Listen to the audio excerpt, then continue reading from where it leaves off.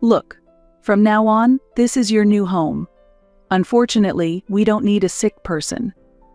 I was suddenly told that and unwittingly taken by car, only to find myself at my aunt's house before I realized it. "Your father declared that he wouldn't pay for your medical expenses in order to cover the costs of your sister's study abroad." Lost for words, I was in a daze, but my aunt warmly welcomed me. "Sonia, won't you become my child?" she proposed, and from that day, I began a new life as the child of my aunt and uncle. And 10 years have passed. My name is Sonia. I have 2 sets of parents. I regard one set as the worst and deeply respect and cherish the other. You might wonder why I have 2 sets of parents. It's because my illness complicated the bonds within my family. Since childhood, I've had frequent unexplained seizures, constantly requiring attention. While the symptoms are somewhat controlled by medication, stress and fatigue make seizures more likely, which is why my parents strictly told me to avoid exercise. I was always a mere spectator during gym class and couldn't play with my friends freely. On the other hand, my younger sister Noelle, who is 4 years younger than me, was energetic and talented, carrying all of our parents' expectations as she grew up. She was particularly passionate about basketball. In elementary school, she joined a local mini basketball club that was well regarded, and her talent flourished. She later joined a famous sports club. Her skills improved remarkably, and in games she always played as a starting member. As a representative, she led the team and actively competed with older players during practice. I felt proud watching her, yet a little envious. During this time, my parents began to make a clear distinction between how they treated me and Noelle. This was especially true in terms of meals. Noelle received nutritious homemade food. For me, it was mostly simple bread and instant soup. Sometimes I would get leftovers from what Noelle didn't finish. There was also a disparity in clothing. Noelle wore trendy children's clothes, while I was given hand-me-downs. For birthdays, Christmas, and school promotions, Noelle was treated specially, whereas I was often neglected. This discriminatory treatment became a part of my daily life. "Big sister, won't you play basketball with me?" my innocent younger sister would always ask cheerfully. She held the ball and looked at me with shining eyes. "Sorry, I can't do intense exercise," I reluctantly answered. Noelle looked up at the sky, pondering, then suddenly smiled. "We can at least pass the ball, right?" While saying this, she tried to hand me the basketball. I thought I could handle just practicing passes, but my parents disagreed.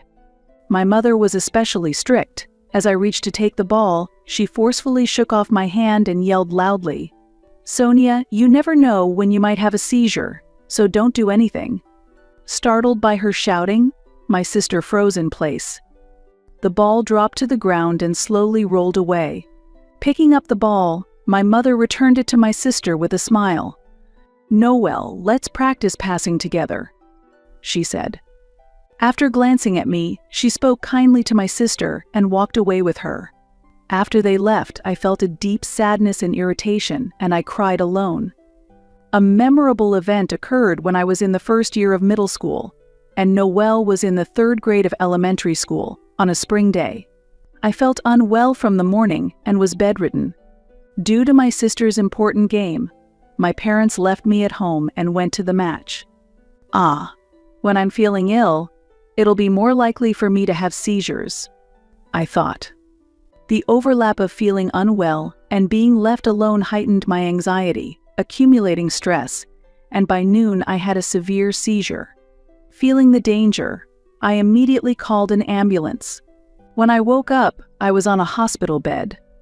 Just as I woke up, a nurse who came to change my IV noticed and smiled at me. "Sonia, you're in the hospital. Do you understand me?" she asked, and I nodded in response. Looking carefully around, there was no sign of my family in the hospital room. "Excuse me, has my family visited?" I asked. "The family is scheduled to come tomorrow morning. You'll be on your own tonight," the nurse replied. This confirmed that my parents and sister had not yet returned from the basketball trip. Even when I'm taken away by an ambulance, nobody's worried about me. It's like I'm not family, just a nuisance.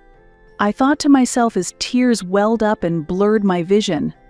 I covered my head with a blanket and cried silently. After being taken away by an ambulance, my parents, facing criticism from the neighbors, started leaving me at my aunt's house, who is my father's sister. My aunt and uncle work at a game development company, and as they had no children of their own, they were always happy to have me over every week. It's fun having Sonia around. It's like having our own child, my aunt would always say. They loved games and would teach me about their favorite ones, which made me look forward to visiting. One notable game was one they developed together, set in a fictional world. It was incredibly engaging, and I would play it for hours. They always served me the same meals they ate themselves. My aunt's cooking was exceptional, and I often asked for seconds. I've always wanted to pick out children's clothes, my aunt said as she joyfully chose clothes for me. Visits to my aunt's house became my emotional support, making me feel cherished and providing a place of solace. As the first term of my first year in junior high came to an end and summer vacation was approaching, my father took me to my aunt's house. The car was packed with luggage, and I was excited about the prospect of spending the summer vacation there. After arriving and unloading my things, my father unusually came inside, appearing to be in a good mood, but my aunt looked concerned. Feeling the unusual atmosphere, I began to feel anxious.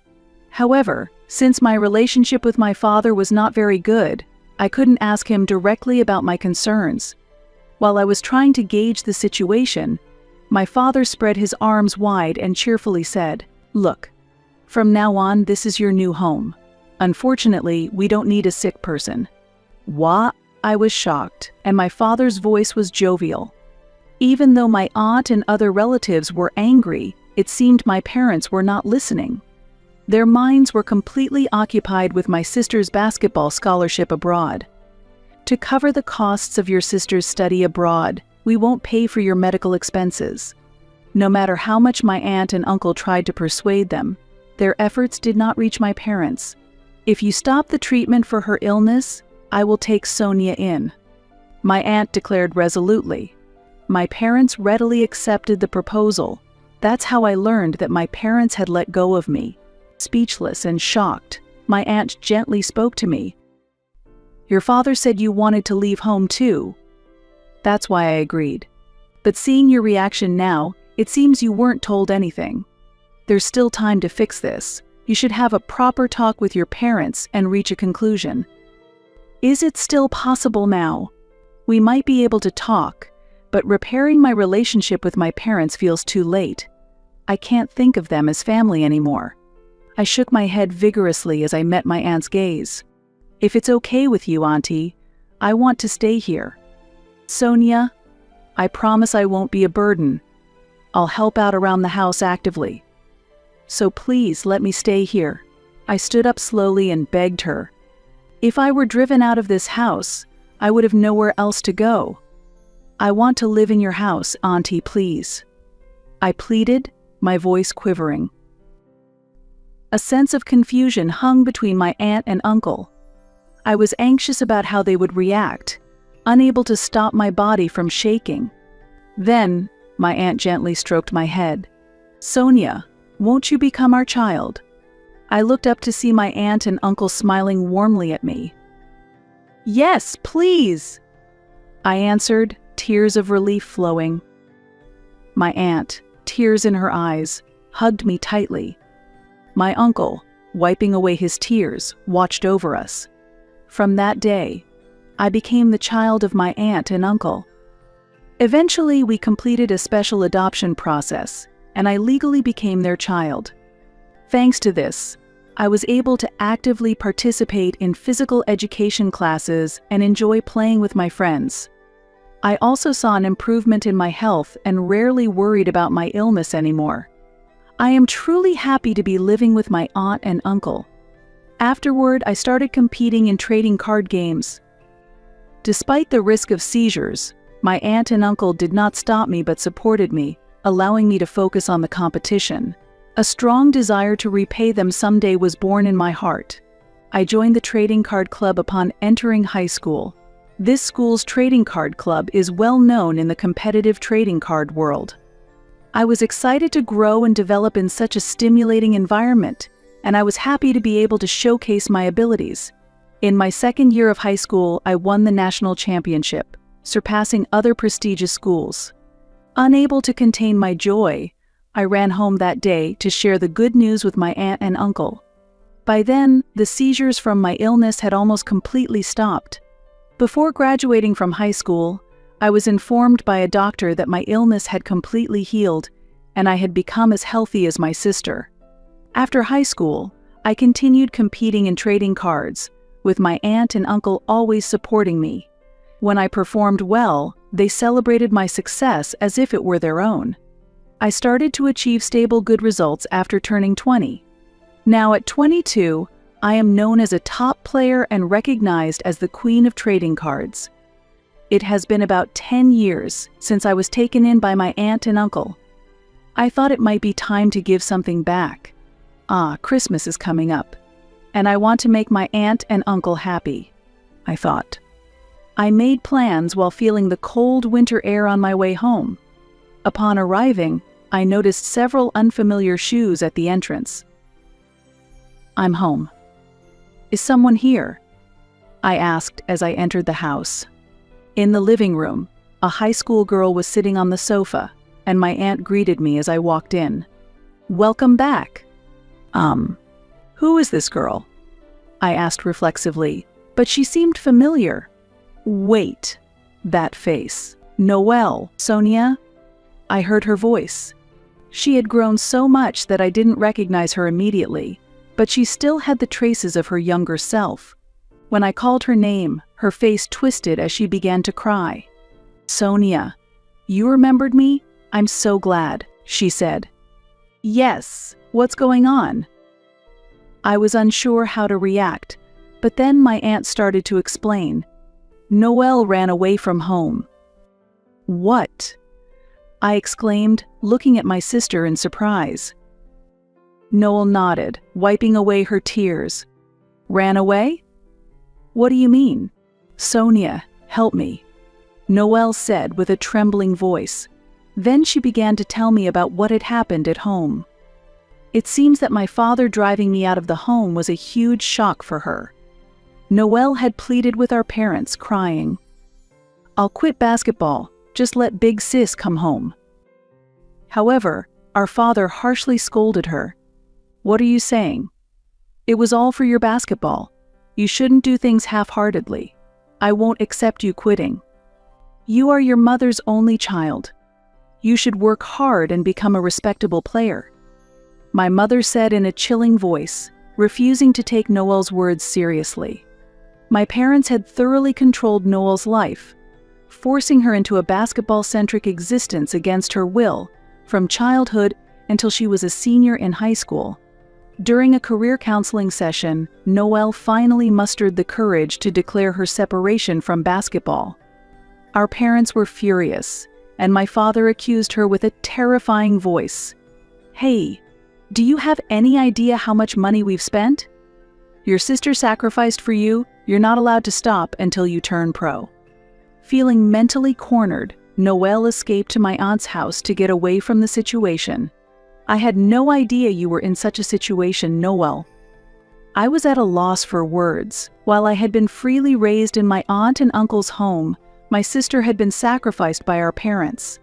Noelle, you've been through a lot. I didn't know anything. I'm sorry, I said. My sister quickly shook her head in surprise. No, you've been through so much for me. And still, I'm asking for help. I'm really sorry, Noelle said, looking down. Her small shoulders were trembling. Don't worry about it.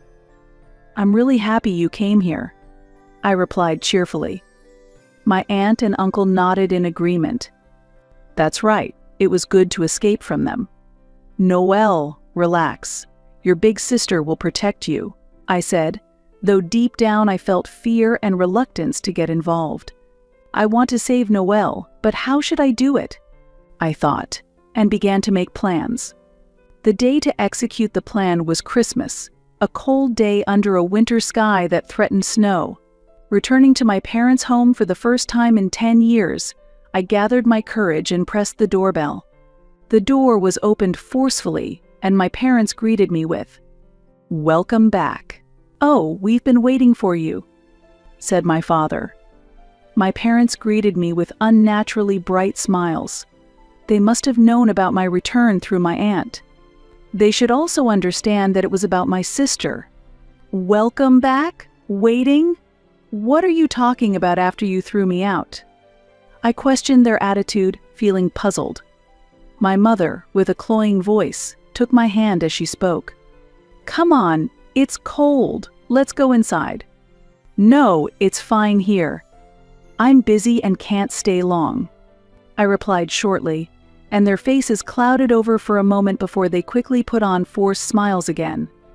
Then, they began to speak loudly in an unnatural way.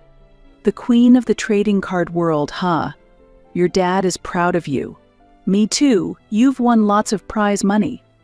I've been bragging about it in the neighborhood, so come back soon," my mother said. Feeling irritated by their behavior, I calmly responded, "Huh? Why?" "Because a family should be together, right?" my father responded. I was appalled by his words and glared at them in disbelief. "How dare you say that after abandoning me?" I screamed internally. However, my parents seemed oblivious to my attitude and continued to sweet-talk me. "Your mother cleaned up your room when she heard you were coming back. We hope you can relax here," they cooed. "And we even replaced the carpet in your room so you can feel comfortable to practice at home. From now on, feel free to ask us for anything," they continued. They kept piling on words, trying to win my favor. At that moment, it became clear to me. These people, they're not really talking about me. They're just boasting to the neighbors. They fabricated a story about how they supported my success as a top-tier competitive card player and bragged about it all around the neighborhood. Sending my sister to basketball studies abroad was also just an action done for the sake of appearances. I watched my parents with a cynical smile. Truly appalling. Your selfish efforts are meaningless. Actually, I'm planning to quit competitive trading card gaming in a few years. What? My parents were shocked. My father was at a loss for words, while my mother looked stunned. Competitive card gaming requires reflexes, concentration, and physical stamina. I can't keep competing with the younger players forever. I plan to retire after earning a bit more prize money. While I spoke cheerfully, my parents were clearly disturbed. "So, what will you do after you retire?" my father asked. "Well, I might be unemployed for a while," I answered with a smile, watching their reaction. The fake smiles on my parents' faces disappeared, quickly replaced by angry expressions. What a nonsense. Being unemployed without a proper job. Do you have any idea how embarrassing that would be at work? I can't even imagine, my father exclaimed. Yes, so you can forget about me. I never intended to come back to this house anyway, I replied. How insolent, my father shouted. His voice echoed through the quiet neighborhood, causing my mother to panic and look around, wary of the neighbors' eyes.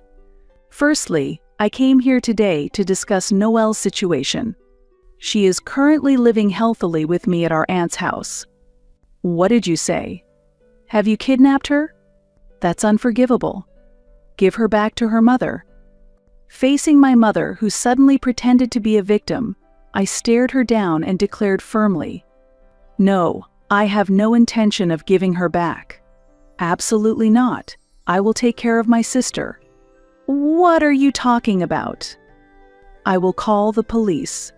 While they were agitated, I observed them calmly and responded clearly. I've already explained the situation to the police and reported it to Child Services. I've consulted with a lawyer as well. In fact, you are the offenders. What did you say? I have been consulting various professionals to continue supporting my sister, considering the possibility of being accused of kidnapping by my parents. I've also been researching legal regulations. Since Noelle has reached adulthood at 18, she can legally decide her own residence and future, surpassing parental rights. Noelle, having left home of her own will to avoid negative influences from our parents, faces no legal problems in choosing to live with me, her sister. With this fact behind me, I confidently confronted my parents and engaged them in this conversation. Staying with you only brings unhappiness. My sister and I are not tools for you to flaunt for your own vanity. Out of the corner of my eye, I noticed a neighbor appear. Perhaps they had noticed the commotion and came to check what was happening. Now, I'll make the most of this opportunity to create a scene. Everyone. These people stopped my medical treatment to send my sister to basketball studies abroad. Honestly, it's an abnormal situation. If my aunt and uncle hadn't taken me in, I might not be here today. I shouted as loudly as I could. Oh wait, what are you saying? Ignoring my flustered mother, I raised my voice even louder to make my point. You forced Noelle into becoming a basketball player just for your own pride, sacrificing her childhood. Quiet down. My father's face was red with anger, and he reached out to grab me. However, I shook off his hand and continued fiercely. What kind of parents are you, saying you won't accept her quitting until she becomes a professional player? You only see your children as tools. Neither I nor my sister will ever return here. If you try to interfere, I will call the police. Just so you know, I'm already prepared to sue. That's why I came today. I fixed my parents with a stern gaze. They twisted their faces in discomfort and struggled to respond. Looking around, I noticed that many neighbors were watching our intense family argument from their windows and yards. The expressions on their faces showed surprise and concern. I vowed never to visit this place again. With that resolve in my heart, I left the house confidently. Time passed, and 8 years later, I reached a milestone at 30 years old and decided to retire from competitive trading card gaming. Originally, I planned to retire at 25, but I prioritized taking care of my sister and put my life plans on hold. Due to the harsh training she endured as a child, Noelle developed a knee injury, which led her to set a new goal of becoming a physical therapist. She had once dreamed of being a professional basketball player, but had to give up that dream due to her injury. After a year of preparatory school, Noelle finally advanced to a vocational school. During this time, I learned how much she had suffered under our parents, and I saw the harsh reality for the first time when she came to me for help. To make up for her past, I decided to support her tuition. Eventually, Noelle graduated from vocational school and earned her qualification as a physical therapist. She is now fully committed to helping injured athletes. One day, I'll repay you, Sonia. Noelle always says cheerfully. Every time we meet, her face is brimming with vitality.